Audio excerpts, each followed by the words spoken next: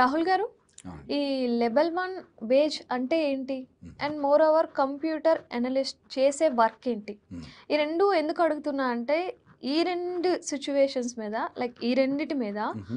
Already Trump గారు ఇబ్బంది పెట్టారు అవును. మన వాళ్ళని హ్మ్. అని విన్నాం. హ్మ్. సో, ఈ లెవెల్ 1 వేజ్ అంటే ఏంటి? కంప్యూటర్ అనలిస్ట్ చేసే వర్క్ ఏంటి? ఇది ఒకసారి ఎక్స్‌ప్లెయిన్ చేయండి. అయితే ఇప్పుడు H1B వీసా అన్నది ఓన్లీ ఆ పొజిషన్ రిక్వైర్మెంట్. అంటే ఆ పొజిషన్‌కు డిగ్రీ అన్నది కంపల్సరీ ఉండాలి. స్పెసిఫిక్ డిగ్రీ అన్నది హ్మ్. కంపల్సరీ ఉండాలి. హ్మ్. ఉంటేనే H1B ఇస్తారు. ఒకవేళ ఆ పొజిషన్ గనుక స్పెసిఫిక్ డిగ్రీ రిక్వైర్మెంట్ లేదనుకోండి, ఓకే, వాళ్ళకి H1B ఇవ్వరు. హ్మ్. ఓకే, మీకు డిగ్రీ ఉండొచ్చు. కానీ మీకు డిగ్రీ ఉన్నంత మాత్రాన కాదు, ఆ పొజిషన్‌కు డిగ్రీ కావాలి. ఓకే. సింపుల్ ఎగ్జాంపుల్ చెప్తేనండి. ఇప్పుడు మన చెఫ్ అని ఉంటారు. ఎవరు కుక్ చేసే చెఫ్ ఉంటారు. హ్మ్. అతని డిగ్రీ అవసరమా నార్మల్‌గా? అవసరం లేదు. హ్మ్. చెఫ్ అన్న వాళ్ళకు అవసరం లేదు కాబట్టి వాళ్ళకి H1B ఇవ్వరు. హ్మ్. డాక్టర్ ఉన్నాడనుకోండి. డాక్టర్ డిగ్రీ కంపల్సరీ కదా! అవును. ఆ పర్టిక్యులర్ డాక్టర్ డిగ్రీయే కావాలి. హ్మ్. లాయర్ డిగ్రీ నాలాంటోడు పోయి డాక్టర్ చేస్తాడా? అవును. చేయరాదు. లాయర్ పొజిషన్ ఉంది. డాక్టర్ డిగ్రీ ఉంటే లాయర్‌గా పని చేయలేం కదా! వాడు లాయర్ డిగ్రీ తీసుకుంటేనే వాడిని పని చేసేస్తాం. ఇట్లా లా డిగ్రీ గానీ, మెడిసిన్ డిగ్రీ గానీ డాక్టర్ కోసం ఇవి H1Bకి ఎలిజిబుల్. చెఫ్ హ్మ్. అతను ఎలిజిబుల్ కాదు. ఎందుకంటే దానికి పర్టిక్యులర్‌గా ఎనీ డిగ్రీ అవసరం లేదు. లేదు. అయితే మొదటి నుంచి కూడా అంటే దాదాపుగా 30 సంవత్సరాల నుంచి H1B అన్నది కంప్యూటర్ సిస్టమ్ అనలిస్ట్ కానీ, కంప్యూటర్ పొజిషన్స్ కానీ డిగ్రీ అవసరం ఉన్నదని ఇంటర్ప్రిట్ చేస్తా వచ్చినన్నట్టు. హ్మ్. కంపల్సరీ కంప్యూటర్ సైన్సో, ఇంజినీరింగ్ డిగ్రీ కావాలని ఇంటర్ప్రిట్ చేసుకుంటూ వచ్చిండ్రు. అయితే law codification, department of law కోడిఫికేషన్‌లో ఏముందంటే, most of the position requires degree.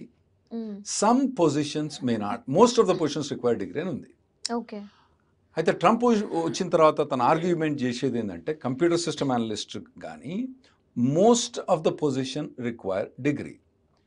అంటే అన్ని పొజిషన్స్ కాదంటాడు. హ్మ్. మళ్ళీ అదే డైలాగ్ కూడా మోస్ట్ ఆఫ్ ద పొజిషన్ అనేది డాక్టర్ కూడా ఉంది, లాయర్ కూడా ఉంది. హ్మ్. వాళ్ళ లాయర్కు డాక్టర్ ఎందుకంటే లాయర్ డాక్టర్కి అసలు అది లేకపోతే ఎక్కడికి పోరాదు.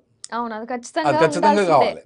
అయితే ఇందులో most of the positions required అన్నప్పుడు ఆ సమ్ పొజిషన్స్కి నాట్ రిక్వైర్డ్ అని కంప్యూటర్ సిస్టమ్ అనలిస్ట్, అంటే మోస్ట్ ఆఫ్ ద మన వాళ్ళందరూ చేసే జాబ్ కంప్యూటర్ సిస్టమ్ అవును. అనలిస్ట్ కింద జాబ్ డిస్క్రిప్షన్ కిందకి వస్తుంది. అవును. అయితే వాడు దాని కింద పెట్టి కంప్యూటర్ సిస్టమ్ అనలిస్ట్ను డినై చేయడం మొదలుపెట్టిండండి. హ్మ్. ఓకే, డినై చేయడం. ఇంకోటి level 1 wage, level 2, level 3, level 4 wage అని ఉంటుంది. హ్మ్. అంటే ఎంట్రీ లెవెల్ వేజ్ నార్మల్గా ఏంటంటే, లెవెల్ 1 వేజ్ అంటే మీకు ఇంకొకరు సూపర్వైజర్ ఉంటాడు. హ్మ్. ఓకే, మీరు ఇండిపెండెంట్ గారు, ఇంకోరు సూపర్వైజర్. లెవెల్ 2 అంటే మీరు ఇండిపెండెంట్గా పనిచేయగలుగుతారు. ఓకే. లెవెల్ 3 అంటే మీరు కొద్దిగా మేనేజ్మెంట్ పొజిషన్కి పోతారు. లెవెల్ హ్మ్. 4 అంటే ఇంకా hire higher position. Level manager. అయితే అతను ఏమంటాడంటే, మీకు సూపర్విజన్ ఇప్పుడు నార్మల్గా వీళ్ళు H1B, చాలా మంది H1B ఫైల్ చేసేది లెవెల్ 1 వేజ్ మీద ఫైల్ చేస్తారు. హ్మ్. ఓకే, లెవెల్ 1 మీద ఫైల్ చేస్తే వాళ్ళు చేసే ఆర్గ్యుమెంట్ ఏంటంటే, మీకు ఆల్రెడీ ఒకరు సూపర్వైజర్ ఉన్నారు కదా, హ్మ్. లెవెల్ 1 వేజ్ మీద మీకు సూపర్వైజర్ ఉన్నారు కాబట్టి మీకు స్పెసిఫిక్ డిగ్రీ అవసరం లేదు అని H1B రిజెక్ట్ అయినాయి. అయ్యో! ఆ, అయితే మీకు ఒక చిన్న ఎగ్జాంపుల్ చెప్పాలంటే, నేను 1995 నుంచి ప్రాక్టీస్ చేస్తానండి. ఇప్పుడు హ్మ్. దాదాపుగా ఇంకో 30 ఇంకొక సంవత్సరాలు. ఇంకో నెల అయితే 30 సంవత్సరాలు 30 అయింది. సంవత్సరాలు.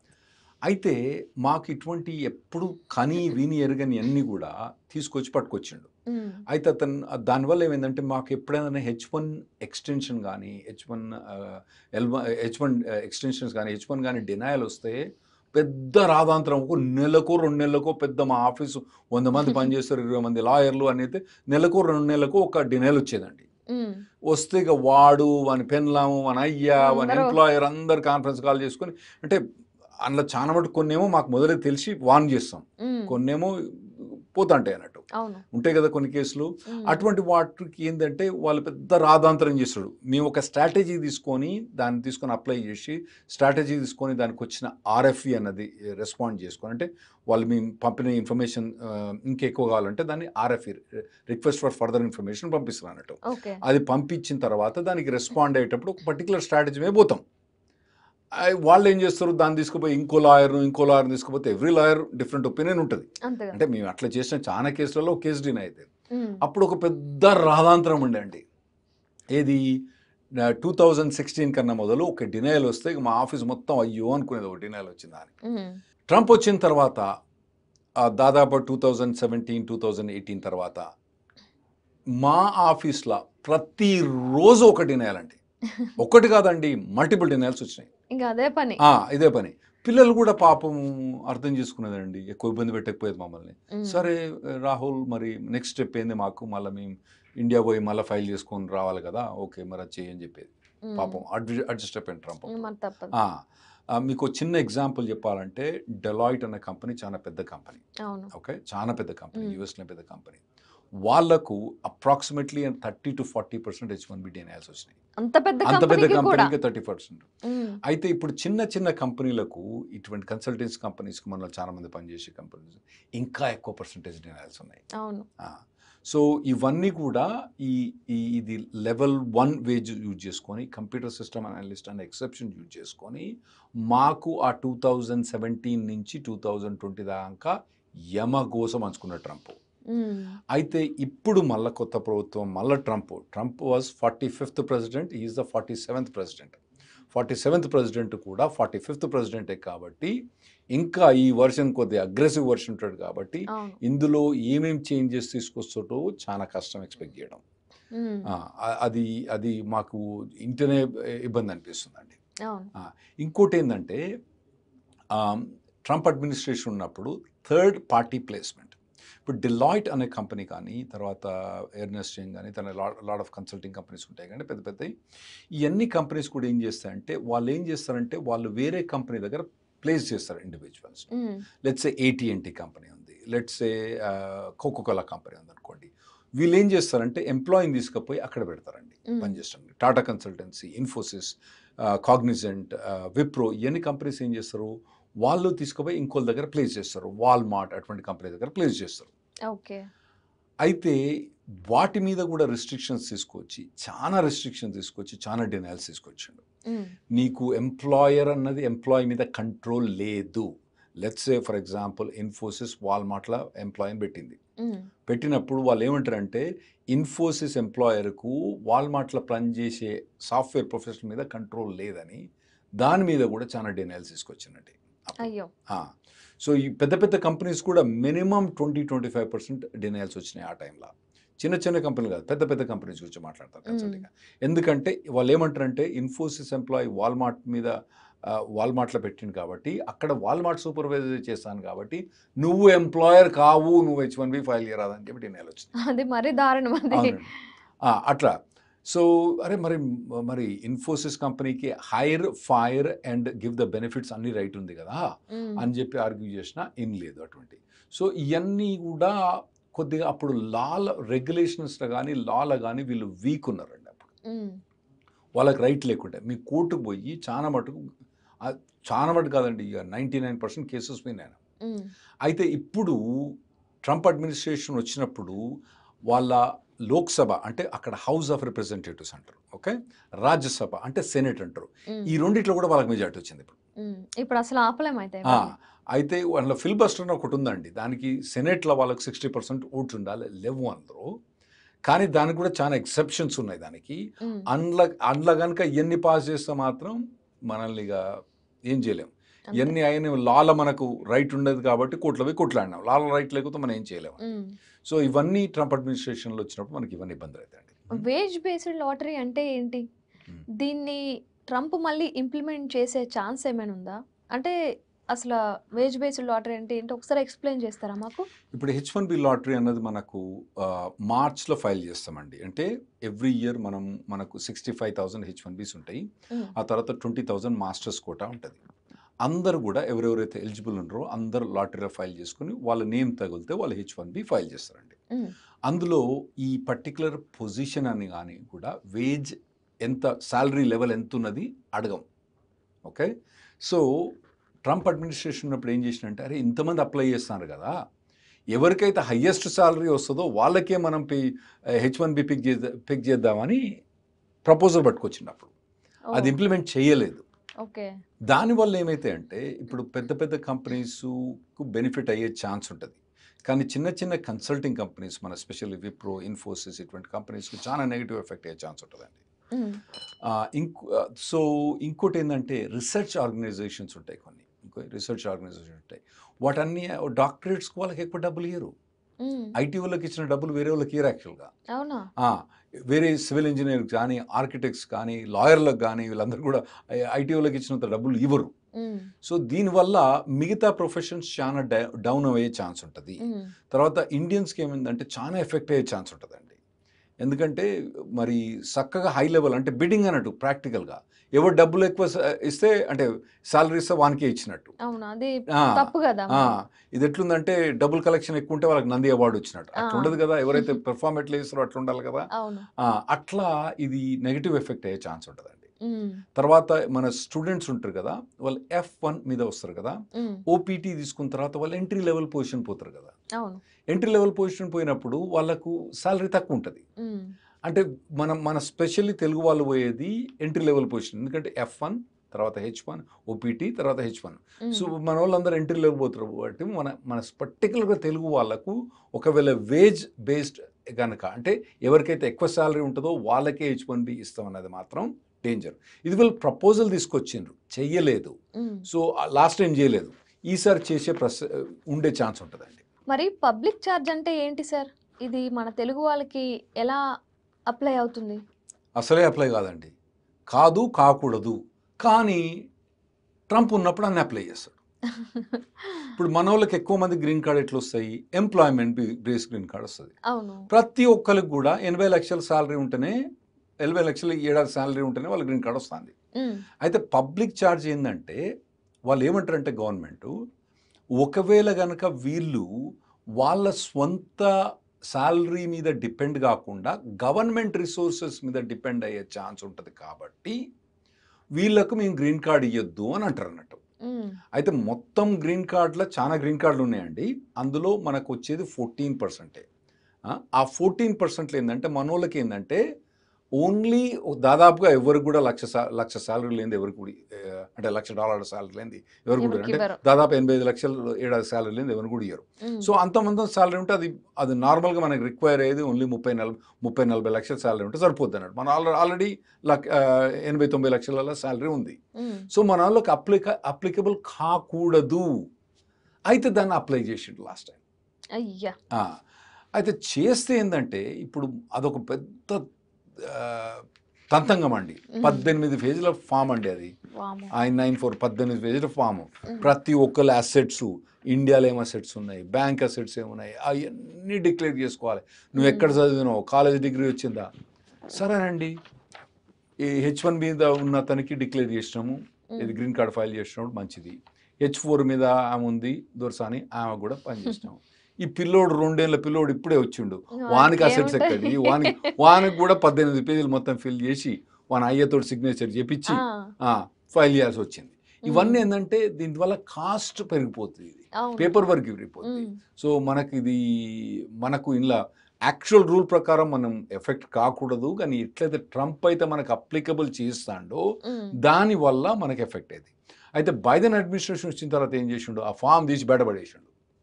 మంచి పని చేశాడు. ఫామ్ తీసి బయటపడేసి I-485 ఒక 2 క్వశ్చన్లు పెట్టిండు. అరే నాయన నీ జీతం ఎంత, నీకు ఎంత అసెట్స్ అని ఒక 2-3 క్వశ్చన్లు పెట్టిండు. అది కూడా మొత్తం ఫ్యామిలీ అసెట్స్ అన్ని కలిపి ఒకటే దగ్గర పెట్టి, అంటే పెన్లాంకు మోగనికి ఈ 2 ఏళ్ళ పిల్లని కూడా ఒకటే దాంట్లో పెట్టేస్తే సరిపోద్ది. 3 క్వశ్చన్లకు అతను చేశాడు. దాన్ని 18 పేజీలు 19 పేజీలు పెట్టి దాన్ని సాగదీసి పెట్టి చేసిన అన్ని కూడా సింప్లిఫై చేసేసాడు. ఇది నీకు పబ్లిక్ ఛార్జ్ అప్లికబుల్, నీ ఇన్కమ్ ఎంత, ఓకే $1,00,000 కథం, ఇక అంతే, ఏం లేదు. $1,00,000 అంటే వదిలేస్తాడు. ఇప్పుడు మళ్ళీ ఎక్కడి నుంచి వచ్చినాయి, బ్యాంకులు ఎంత ఉన్నాయి, నీకు అసెట్స్ ఉంటున్నాయి, అవన్నీ ప్రూఫ్ తీసుకురావాలి. మళ్ళీ ఒక్కొక్కటి ఇండియాలో ప్రాపర్టీ ఉంది, ఆ ప్రాపర్టీ డాక్యుమెంట్ పెట్టాలి. స్టాక్ ఉన్నది అనుకుంటే ఆ స్టాక్ నుంచి ఆ ప్రింట్అవుట్ తీసుకొచ్చి పెట్టాలి. అబ్బో ఆ 18 పేజీలు అది. మళ్ళీ తర్వాత మన డాక్యుమెంట్స్ అన్నీ 200 పేజీలు. ఇవన్నీ కూడా ఫైల్ చేసినామండి మేము, ఇవన్నీ. సో ఇవన్నీ మనకి ఇబ్బంది పెట్టడానికి, డిలే చేయడానికి తప్ప ఇంకా వేరే ఫీజులు తీసుకోవడం తప్ప ఇంకేం లేదు. ఇబ్బంది పెట్టడానికి. ఇంకోటి, మీరు ఫీజులు తీసుకున్నారన్నది ఒక మంచి క్వశ్చన్ అడిగినారు. మన ఇండియన్స్కు ఫీజులు కట్టడానికి ఎవడు ఇబ్బంది పడ్డాడు, ఎవరు ఇబ్బంది పడరు, అసలు ఎవరు ఇబ్బంది పడరు. అయితే ఆ ఫీజులలో కూడా ఏముంటుందంటే అండి, ప్రీమియం ప్రాసెసింగ్ అని ఉంటుంది అన్నట్టు. హ్మ్. అంటే మనం ఒక $2,000 ఎక్కువ కడితే మనకు 3 వారాలల్లా అప్రూవల్ పనైపోతుంది. వచ్చేస్తది. ఓకే. ఓకే. అటువంటి మనకి ఇప్పుడు H1లుంది. హ్మ్. ఓకే. I-140లుంది. తర్వాత L1లుంది. తర్వాత EB1 EB1 ఏలుంది. హ్మ్. EB1 సీలుంది. EB2 NIWలుంది. దాదాపుగా చాలా మటుకు ప్రొవిజన్స్ ఉన్నాయి. దానివల్ల ఏమైద్దంటే అన్సర్టానిటీ అన్నది ఉండదు. ఇప్పుడు హ్మ్. మీకు H1B ఎక్స్‌పైర్ అయితాంది. ఎప్పుడు ఎక్స్‌పైర్ అయితాంది? జనవరి 2025లో ఎక్స్‌పైర్ అయితాంది. హ్మ్. మీరు $2,000 ఎక్కువ కట్టిననుకోండి. అంటే అన్ని ప్రీమియం ప్రాసెస్ డిఫరెంట్ ఫీస్ ఇమ్మీడియేట్‌గా 2 వారాల్లో రిజల్ట్ వచ్చేస్తది. హ్మ్. దానివల్ల మీకు పర్మనెన్సీ ఉంటది. ఒక 3 ఏళ్ల దాకా సర్లేదు మనం ఆ! మంచిగున్నాం. ఓకే. ట్రంప్ వచ్చి అది తీసేసిండు కొన్నిటికి. అది గూడా తీసేస్తే అది ఎలా? కూడా తీసేసిండు. ఆ ప్రీమియం తీసేస్తే ప్రాసెసింగ్ ఆ! ఉంటేనే ఫాస్ట్‌గా అవుతాయి. ఫాస్ట్‌గా అయిద్ది. ఇంకోటి ఫాస్ట్‌గా అయిద్ది. మనకు సెక్యూరిటీ బావుంటది. హ్మ్. సర్కారుకు పైసలొస్తాయి. అంతే గదా! ఆ! ఇయన్నీ పైసల గురించి చేస్తలేడు. ఇయన్నీ మనల్ని ఇబ్బంది పెట్టడానికే చేస్తాండు. హ్మ్. ప్రీమియం ప్రాసెసింగ్ కూడా తీసేసిండు లాస్ట్ టైం. ఇప్పుడు మళ్ళొస్తాండు ఇక ఇప్పుడు మరి ఉంటదంటారా ప్రీమియం ప్రాసెసింగ్ అనేది? చెప్పలేం. చెప్పలేం.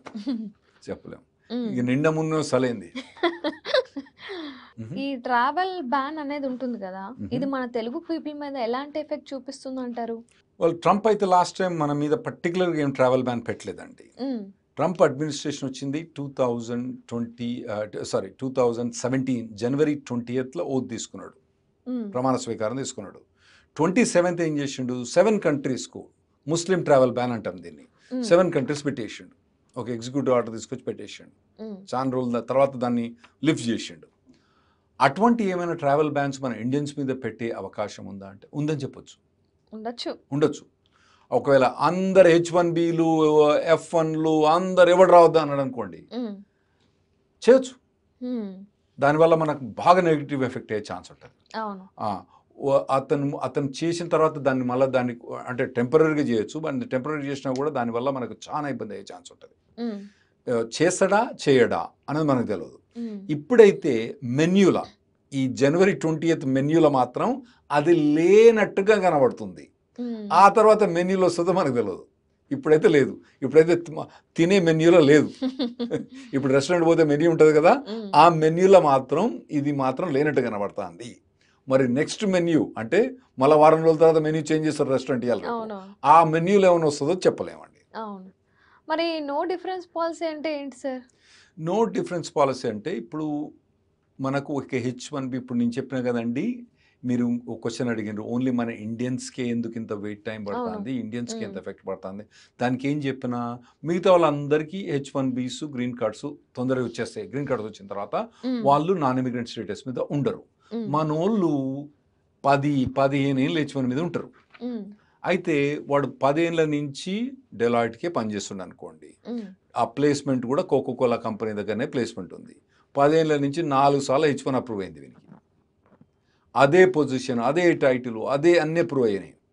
ఇది ఐదోసారి పోయినప్పుడు ఏందంటే అంతకుముందు గవర్నమెంట్ పాలసీ ఏందంటే ఇదివరకు ఎన్నిసార్లు అప్రూవ్ చేసినావు కదా నువ్వు ఇంతవరకు చేసినావు కదా మళ్ళీ అన్నీ అదే తిరుగుంటే నువ్వు ఎక్కువ చూసినట్టుగా అప్రూవ్ చేయి అని చెప్పిన అన్నట్టు. అంటే అప్రూవ్ చేయమని చెప్పిండు. ఓకే. ట్రంప్ వచ్చేమన్నాడు ఎన్నిసార్లు అప్రూవ్ చేసినా కూడా మళ్ళా రామానే మొదలుపెట్టాలి.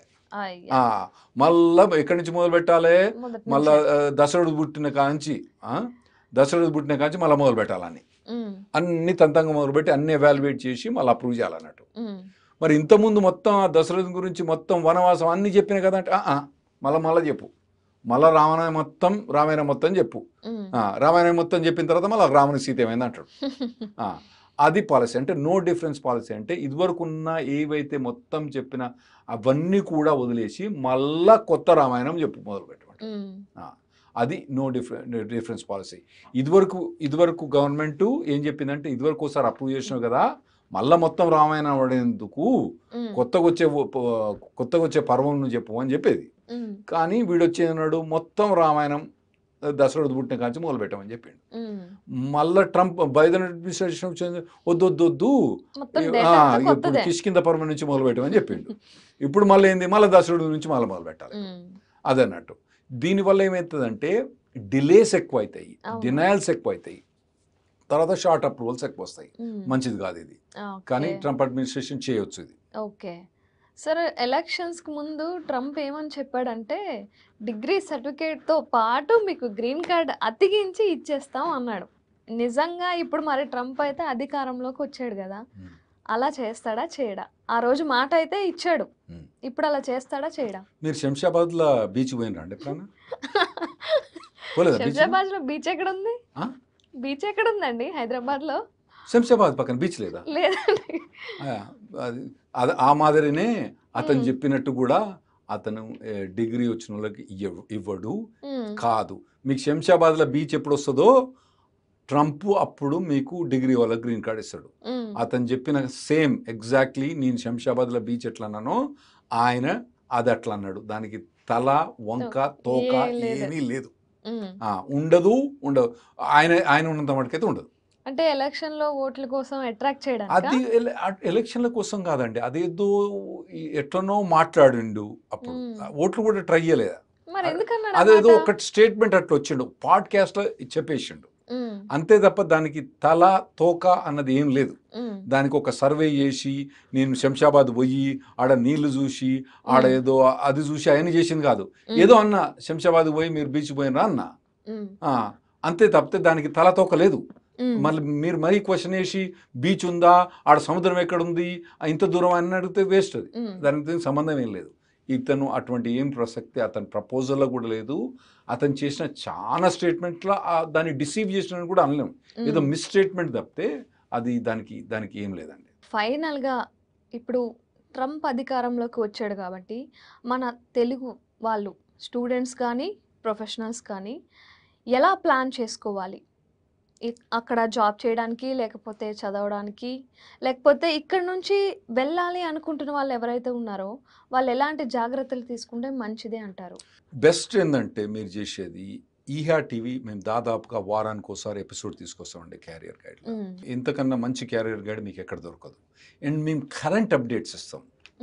ఎప్పుడో చెప్పినవి కాకుండా ఇప్పుడు కరెంట్ అప్డేట్స్ ఇస్తాం. కాబట్టి ఫస్ట్ థింగ్ ఏంటంటే మీరు ఎడ్యుకేట్ కావాలండి. ఎడ్యుకేట్ కావడానికి మీరు ఈహా టీవీలో క్యారియర్ గైడ్లో మీరు చూడటం, ప్రతి కరెంట్ ఎపిసోడ్ ఏదైనా ఉంటుందో అవన్నీ ఫస్ట్ చూడడం మొదలుపెట్టండి. That's very important. ఇంకోటి ఏంటంటే అక్కడ ఇదివరకు ఉన్నంత ఈజీగా ఉండదు. కష్టపడే వారే పోవాలి. టాలెంట్ ఇక్కడ డెవలప్ చేసుకోవాలి. మీరు కాలేజ్ పోతున్నప్పుడు ఇంటర్న్షిప్ చేసుకోండి. మీరు ఇక్కడి నుంచి అక్కడ పోయేటప్పుడు జాబ్ స్కిల్స్ డెవలప్ చేసుకోండి. మీరు స్టూడెంట్ వీసా మీద పోయేటప్పుడు స్టూడెంట్ వీసా అనేవి ఫోకస్ పెట్టుకొని పోండి. తర్వాత మీరు ఎంత బాగా కష్టపడి పనిచేయాలండి. ఇప్పుడు ఇక్కడ ఎంట్రీ లెవెల్ జాబ్స్ 30,000 ఉన్నాయి. అక్కడ ఎంట్రీ లెవెల్ జాబ్స్ ఎంత ఉన్నాయి? పర్ మంత్ ఇక్కడ 30,000 ఉన్నాయి. అక్కడ ఎంట్రీ లెవెల్ జాబ్స్ ఎక్కడ ఉన్నాయి? 5 లక్షల నుంచి 10 లక్షల దాకా ఎంట్రీ లెవెల్ జాబ్స్ ఉన్నాయి. అంటే ఇక్కడ ఎంట్రీ లెవెల్ జాబ్ కన్నా మీరు దాదాపుగా 10 times 15 times టాలెంటెడ్ ఉండాలి. దానికి మీరు ఇక్కడి నుంచి ప్రిపేర్ అయ్యి పోవాలి. ఊరికనే పోయి నేను గాలి మాటలు చెప్పి వస్తా డబ్బులు ఇస్తారంటే ఇవ్వరు. ఇంకోటి H1B కూడా జాబ్ చేసేటప్పుడు కూడా మీ స్కిల్ డెవలప్మెంట్ మీద మీరు ఫోకస్ పెట్టుకోవాలి. ఇంకోటి సోషల్ డెవలప్మెంట్ స్కిల్స్ కూడా. ఓన్లీ మన ఇండియన్స్ తోటి సోషలైజ్ కాకుండా మిగతా వాళ్ళందరికీ కూడా సోషలైజ్ కావడం వెరీ ఇంపార్టెంట్. ప్రతి ఒక్క వీసాను కూడా చాలా ఇంపార్టెంట్ తీసుకొని దాని పర్పస్ ఏంది, F1 వీసా పర్పస్ ఏంది, ఓపీటీ పర్పస్ ఏంది. ఓపీటీ మీద రెస్టారెంట్లో పని చేయొచ్చా? చేయరాదు. ఓపీటీ మీద మీరు ఎక్కడ పని చేసుకోవచ్చు? ఇంటర్న్షిప్ తీసుకొని శాలరీ లేకుండా చేయొచ్చు. స్టెమ్ ఎక్స్టెన్షన్ అప్పుడు మీకు కంపల్సరీ శాలరీ ఉండాలి. తర్వాత H1 మీద అన్ఎంప్లాయిడ్గా ఉండరాదు. ఇవన్నీ కూడా మీరు జాగ్రత్తగా ప్లాన్ చేసి మొదటి నుంచి, అంటే మీరు ఇంజనీరింగ్ ఫస్ట్ ఇయర్ నుంచి కష్టపడుకుంటూ పనిచేసి ఆ తర్వాత మీరు సెకండ్ ఇయర్ థర్డ్ ఇయర్ ఉన్నా కూడా వీటన్నీ మొదటి నుంచి ప్లాన్ చేసుకొని ఆర్గనైజ్ చేసుకొని, ఒకవేళ మీకు అమెరికా సూటబుల్ అనుకుంటే పోండి.